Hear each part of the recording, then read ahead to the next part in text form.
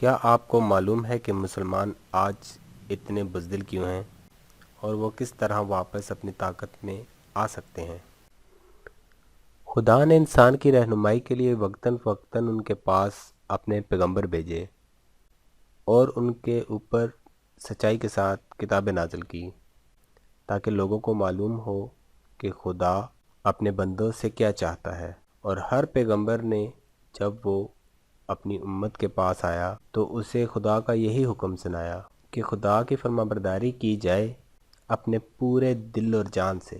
آج ہمارے پاس خدا کے پیغام کتاب کی صورت میں موجود ہیں، اور سب سے آخری خدا کا پیغام جو دنیا میں بھیجا گیا ہے خدا کی طرف سے، اس کتاب کا نام قرآن ہے۔ قرآن پاک میں خدا تعالیٰ جو رب کائنات ہے ایک مقام پر یوں ارشاد فرماتا ہے اپنے بندوں سے جو اس پر ایمان لے آئے تھے، جس کے معنی کچھ یوں ہیں جو لکھا ہوا ہے قرآن مجید کی سورت نمبر 8 الانفال میں، آیت نمبر 46 اعوذ باللہ من الشیطان الرجیم۔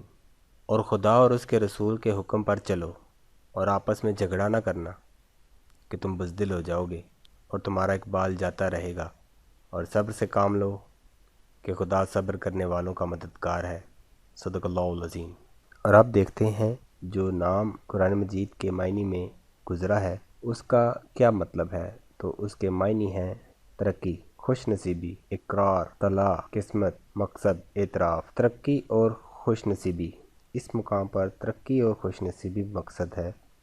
اور میں جب قرآن کو پڑھتا ہوں اور اس آیت کے بارے میں سوچتا ہوں تو ہمیشہ یہی سوچتا ہوں کہ مسلمانوں کے اندر جھگڑا کیسے ختم کیا جائے۔ خدا نے چاہا تو میں ایک اور ویڈیو اس پہ بناؤں گا، اور اللہ سے دعا کرتا ہوں آپ بھی مسلمانوں کے لیے دعا کیجئے کہ ہمارے درمیان جن باتوں کے اوپر اختلاف ہے اور یہ جو ہم فرقے ہو چکے ہیں، خدا ہمیں واپس دوبارہ سے صرف مسلمان ہی بنا دے، اور ایسا کرنے ہی میں ہماری کامیابی ہوگی، اور ایسا کرنے سے ہی ہمیں واپس خدا کا قرب حاصل ہو سکے گا۔